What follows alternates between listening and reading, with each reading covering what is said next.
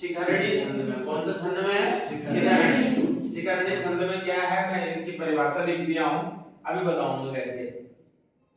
भव्या माने विशाल, भागीरथी माने गंगा, पर्यायवाची सुरसरी, सुर नदी, देव नदी, त्रिपथका। समझ में आया? देखो भव्य इसका वो है भव्य पुल्लिंग, इसका स्त्रीलिंग क्या होगा? भव्या। तो एक विशेष से है, दूसरा विशेषण है। भागीरथी विशेष से है और भव्य क्या है? विशेषण। गंगा कैसी है? विशाल है ना? गोमुख से लेकर गंगा सागर तक। समझ में आया ना? अब देखिए, अभी मैंने उच्चारण करवाया, फिर से दोबारा उच्चारण एक बार करते हैं, करिए मेरे साथ। हिमाद्रे संभूता, हिमाद्रे संभूता, विहरसि तदङ्के हिममये, विहरसि तदङ्के हिममये। उच्च स्वर में वक्ता था, थोड़ा ऊंचे स्वर में बोल, ठीक है? जब हम इसको गायन करके बोलेंगे ना, जिस छंद में है, देखो शिखरणी छंद है, रसई रुद्रे छिन्ना यमन सबला गह शिखरिणी। ठीक वही द्वार है ना? हिमाद्रे संभूता, विहरसि तदङ्के हिममये। अगर हम इस तरह से गा करके बोलेंगे ना श्लोक को, जैसे हम कविता बोलते हैं तो गा करके बोलते हैं, है ना? गीत बोलते हैं गा करके बोलते हैं, तो वो जल्दी से एक तो समझ में भी आता है और आनंद भी आता है। आनंद आ रहा है कि नहीं आ रहा है? सुनने में कोई भी आपके इसको सुनेगा तो आनंद की प्राप्ति होगी। तो लिखिए, पढ़िए, मेरे साथ उच्चारण करो। हिमाद्रे संभूता, हिमाद्रे संभूता, विहरसि तदङ्के हिममये, विहरसि तदङ्के हिममये। ततो भूमिं याता, ततो भूमिं याता, विचरसि सुहासा समतले, विचरसि सुहासा समतले। पुनासि त्वं लोकान्, पुनासि त्वं लोकान्, पुनासि त्वं लोकान्, पुनासि त्वं लोकान्, प्रवहसि समुद्रं प्रति सदा, प्रवहसि समुद्रं प्रति सदा। शाबाश, ऐसे बोलो। अहो दिव्यै गंगे, अहो दिव्ये गंगे, भवतु सुखदं नस्तव जलम्, भवतु सुखदं नस्तव जलम्, भवतु सुखदं नस्तव जलम्, भवतु सुखदं नस्तव जलम्। अब दूसरे श्लोक पढ़ेंगे। न जाने किं पुण्यं, न जाने किं पुण्यं, फलितमधुना नो भगवती, फलितमधुना नो भगवती। प्रियो देशो जातः, प्रियो देशो जातः, अब जलकणेनाष्ट कलुषः, तव जलकणेनाष्ट कलुषः।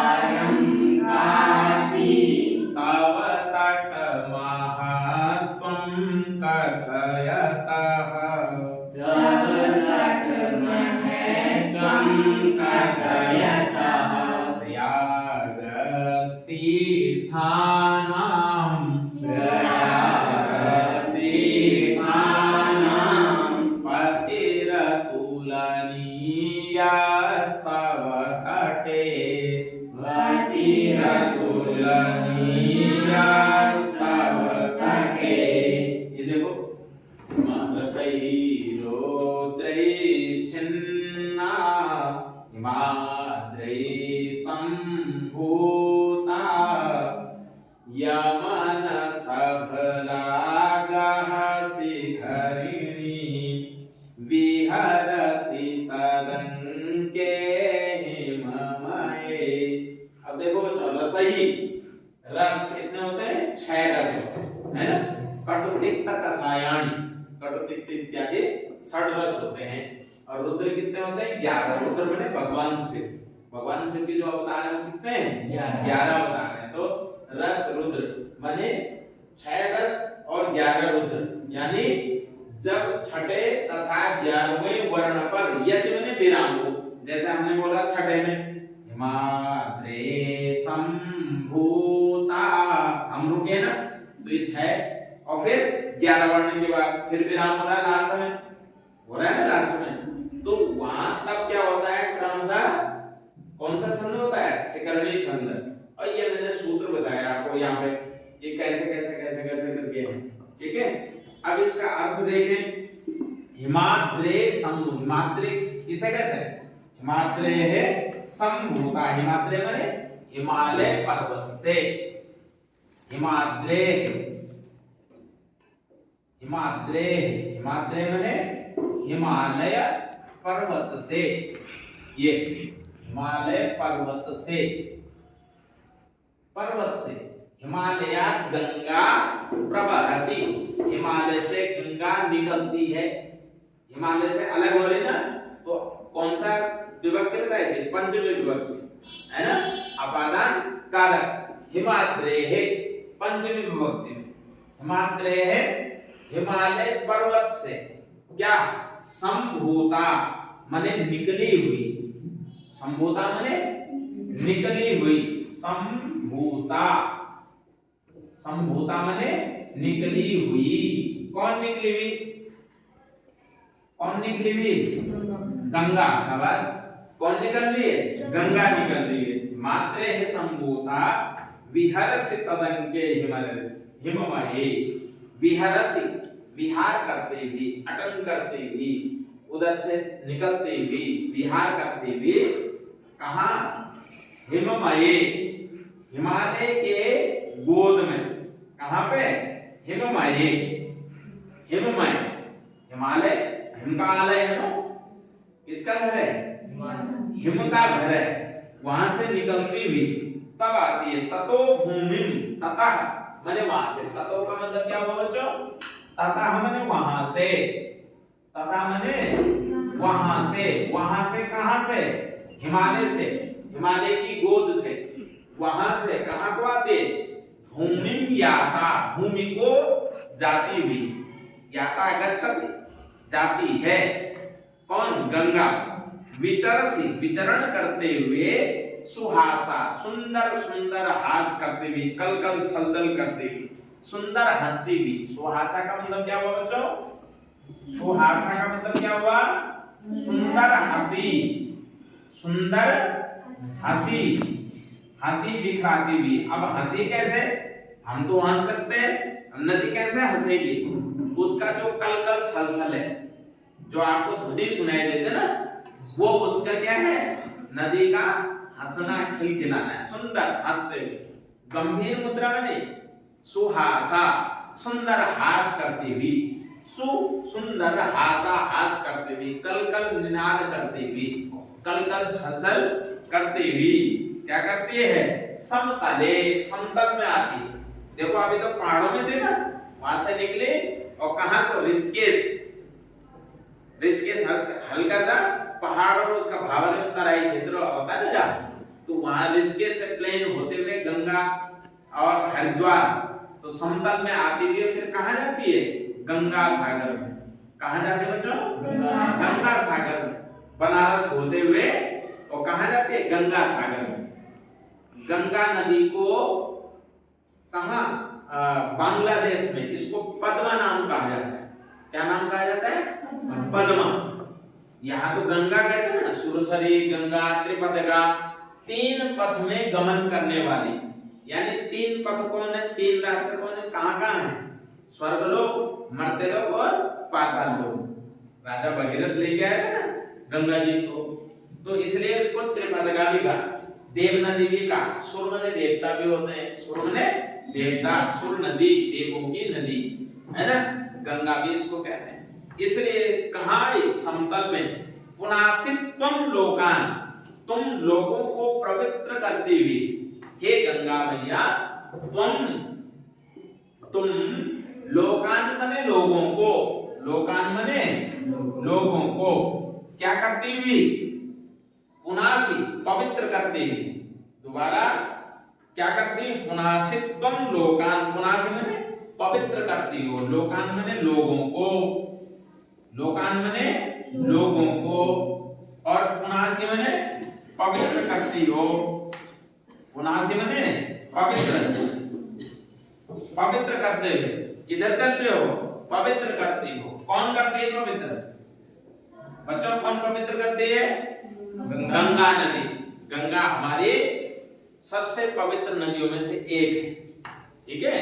तो पुनासित्वम लोकान, लोगों को पवित्र करते हुए ही प्रवाहसी माने बहती हो, त्वम है ना, त्वम है, अगर त्वम नहीं होता तो प्रव साह होता, तो ये सा होता तो क्या होता, प्रवाहती, ठीक है। त्वम है मध्यम पुरुष एक वचन है, तो प्रवाहसी, त्वम प्रवाहसी, किताब में देखो अपने, त्वम प्रवाहसी, तुम बहती हो, किधर, समतल से होते हुए किधर हो जाती हो, समुद्र की ओर, समुद्रम प्रति सदा, किधर को बहती हो, समुद्र की ओर जाती हो। अहो दिव्य गंगे, हे दिव्य गंगे मैया, देखो संबोधन चिन्ह है, गंगे लिखा है ना ऐसा, ये देखो ऐसा लिखा है, ऐसा लिखा है, फिर ये चिन्ह है, इसको क्या बोलते हैं, संबोधन चिन्ह। जब हम पुकारते हैं हे राम, हे मां, तो ये चिन्ह हमको दिखाई देता है ना। तो हे गंगे, हे दिव्य गंगे, अहो अहो दिव्य गंगे, गंगा की विशेषता क्या है, दिव्य है, क्या है, दिव्य है, क्योंकि देवी है वो, क्या है वो, देवी है, माँ है, गंगा माँ बोलते हैं ना, अरे गंगा माँ बोलते हैं ना, पवित्र नदी है, तो इसलिए गंगा माँ।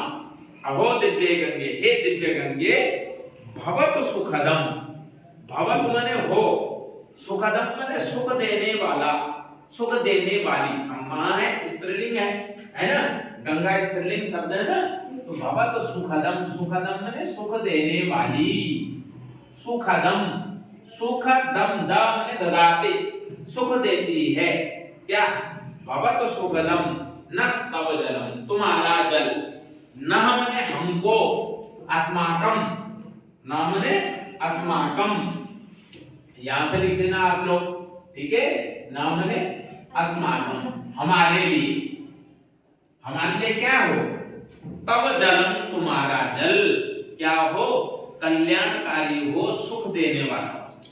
देखो हम जाते हैं ना गंगा में डुबकी लगाने के लिए, जाते हैं कि नहीं जाते, क्या जा रहे भाई, गंगा तीर्थ में जा रहे हैं, हरिद्वार में, काशी में, बनारस में, गंगोत्री में जा रहे हैं ना, काहे के लिए, गंगा जल लाने के लिए।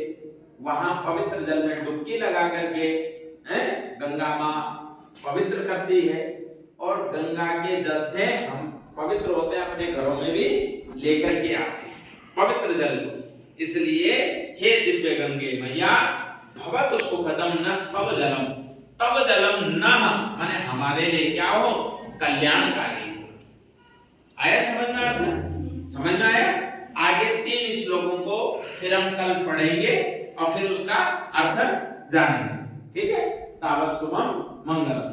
दूसरी घंटी लगे उधर से।